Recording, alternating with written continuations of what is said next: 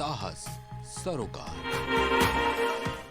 नमस्कार, आप देख रहे हैं प्राइम टीवी। मैं हूं आपके साथ आरती तिवारी। वक्त हो चुका है 4 बजे की 4 बड़ी खबरों का, जहां यूपी विधानसभा की 9 सीटों पर होने जा रहे उपचुनाव में समाजवादी पार्टी ने 7 सीटों पर अपने प्रत्याशियों की घोषणा कर दी है। सपा मुखिया अखिलेश यादव ने गाजियाबाद और खैर विधानसभा सीट कांग्रेस के लिए छोड़ने का फैसला लिया है। हालांकि कांग्रेस ने अखिलेश यादव से फूलपुर सीट की मांग की है, जबकि इस सीट पर सपा ने पहले ही उम्मीदवार की घोषणा कर चुकी है। तो वहीं ऐसा लगता है कि सपा ने किसी खास रणनीति के तहत ही 7 सीटों पर उम्मीदवारों के नामों का ऐलान किया है। लोकसभा चुनाव के समय जब कांग्रेस के साथ सपा की सीट शेयरिंग पर सहमति नहीं बन सकी थी, जिसके बाद अखिलेश यादव ने नामों का ऐलान कर दिया था, लेकिन बाद में दोनों के बीच सहमति बन गई थी और सपा ने कांग्रेस को 17 सीटें दी थी और अब उपचुनाव के लिए उम्मीदवारों के नामों का ऐलान भी रणनीति के तौर पर देखा जा सकता है।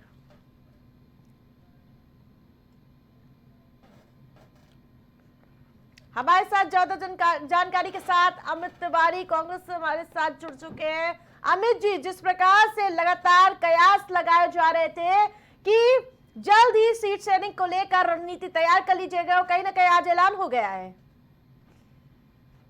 देखिए, ऐलान हो गया है और हम सभी अपनी तैयारियों में जुटे हुए हैं पूर्ण रूप से कि हमारा प्रयास है कि भारतीय जनता पार्टी के कुशासन की जो सरकार है, और ये 9 जो उपचुनाव होने जा रहे थे तो 10, खैर भारतीय जनता पार्टी डर करके एक सीट रोकने में सफल जरूर रही है, लेकिन आज नहीं तो कल उसका भी सामना उन्हें करना पड़ेगा। हम सभी पूर्ण रूप से तैयारी में लगे हुए हैं।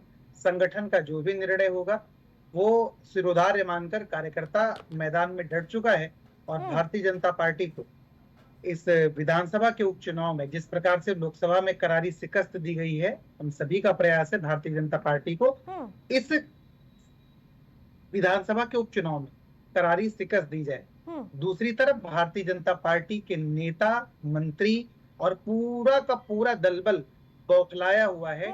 इसी वजह से देखिए आप, इनके एक मंत्री हैं, उद्यान मंत्री दिनेश प्रताप सिंह जी, वो हमारी नेता प्रियंका गांधी जी पर अभद्र टिप्पणी करते हैं, जो महिलाओं का सम्मान करना नहीं जानते हैं और उनकी गोद में बैठ करके, भाजपा की गोद में बैठ करके वो ये काम करते समझना चाहूंगी, जिस प्रकार से फूलपुर सीट पर लगातार सस्पेंस बना हुआ नजर आ रहा था, लेकिन समाजवादी पार्टी ने 2 सीट पर ही आपको देने का ऐलान किया है। क्या इस पर कुछ असमंजस हो सकती है?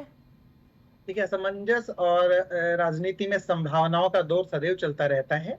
हमारा शीर्ष नेतृत्व भी इस प्रक्रिया में है, बातचीत की प्रक्रिया में। हमें लगता है कि बातचीत आगे और बढ़ेगी और जो भी संगठन का निर्णय होगा वो हम सभी कार्यकर्ताओं के लिए सिरोधार्य होगा। हम सभी कार्यकर्ताओं का उद्देश्य भारतीय जनता पार्टी की इस कुशासन की सरकार में जो ये उपचुनाव होने जा रहे हैं, जो ये तंत्र के दम पर लड़ना चाहते हैं और जीतने का दम्भ भरते हैं, उनके दम्भ और घमंड को तोड़ना और जनता के राज को स्थापित करना है। जहां पर जनता ये सवाल पूछे कि महंगाई के विषय में, अपराध जो दिन प्रतिदिन बढ़ता जा रहा है, भारतीय जनता पार्टी सत्ता में जीतने के बाद वो सारे राजनीतिक मर्यादा, शिष्टाचार की परिभाषा भूल जाती है। देखिए, वो महिला नेताओं पर जिन्होंने एक नारियों को संबल दिया, मैं लड़की हूँ, लड़ सकती हूँ, इसका संबल दिया, उन पर अभद्र टीका टिप्पणी करते हैं। खैर, उनसे हम असहज नहीं है। कांग्रेस पार्टी का जो मनोबल है वो बिल्कुल गिरने वाला नहीं। हम जानते हैं वो किस मित्र मंडली के चाटुकार हैं और बिना चाटुकारिता किए उनकी रोटी नहीं चलने वाली है। जिस प्रकार और वो अभी 6 महीने पहले लेकर आप लोग आगे जाते हुए नजर आ रहे हैं, क्या उपचुनाव में भी यही फॉर्मूला कांग्रेस पार्टी भी अपनाएगी उम्मीदवारों को लेकर? बिल्कुल।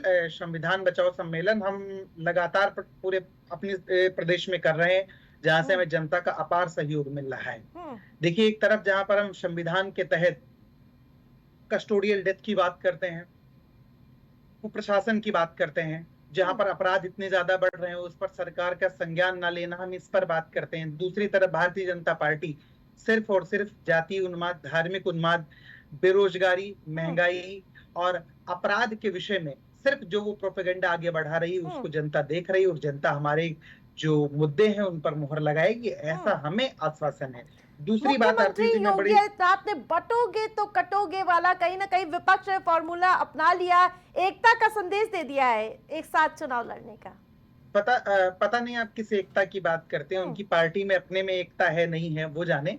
वो किस एकता की बात कर रहे हैं कि वो दो इंजन जो साइड में लगे हुए हैं वो एक तरफ खींच रहे हैं, उनको जोड़ करके तो तीनों की एकता तो नहीं बन गई, शायद इस वजह से होगा। ये बयान उनका नफरती है, ये उन्मादी है, इसका लोकतंत्र में कहीं पर भी कोई स्थान नहीं है। मुख्यमंत्री जी बात करें युवाओं को लेकर के, बेरोजगारी के लेकर के, महंगाई को लेकर के।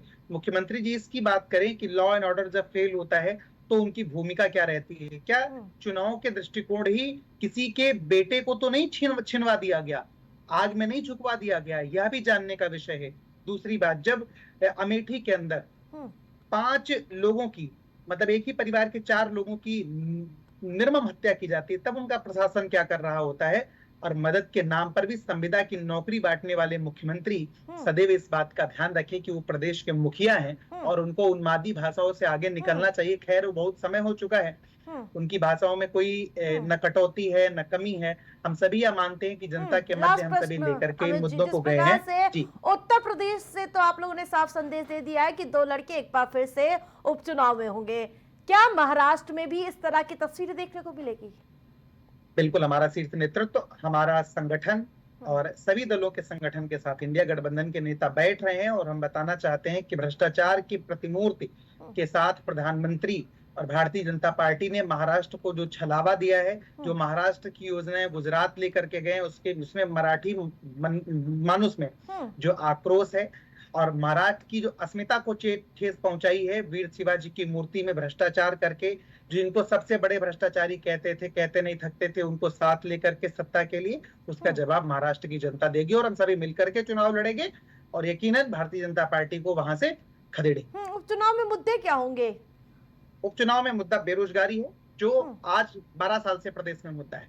महंगाई है, कुप्रशासन है, हत्या है, बलात्कार है और जो महिला सम्मान पर प्रहार किया जाता है। अब समझिए ना कि ये सोहदे जो घूम रहे हैं, जो निरंतर महिलाओं पर अपराध बढ़ते जा रहे हैं, ये इनके शीर्ष नेतृत्व की कहीं ना कहीं इशारा है।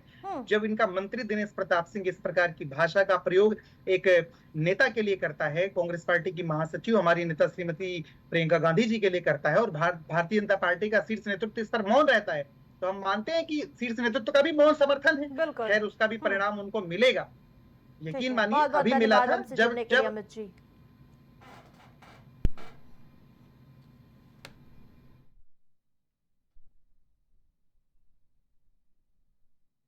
यूपी में उपचुनाव से पहले बसपा सुप्रीमो मायावती का बड़ा एक्शन देखने को मिला है। बहुजन समाजवादी पार्टी के प्रमुख मायावती ने 8 बार के विधायक रहे पंडित श्याम सुंदर शर्मा को पार्टी से निष्कासित कर दिया है। बसपा ने निष्कासन के पीछे पार्टी विरोधी गतिविधियों में शामिल होना इसकी वजह बताई है। बसपा जिलाध्यक्ष ने निष्कासन पत्र जारी किया। वहीं आगरा बसपा के पूर्व मंडल प्रभारी संतोष आनंद को पार्टी से निष्कासित कर दिया गया। जिलाध्यक्ष विमल वर्मा ने पत्र जारी कर इस बात की जानकारी दी है। चुनाव में श्याम सुंदर शर्मा के दूसरे पार्टी में जाने की अटकलें भी लगाई जा रही थी।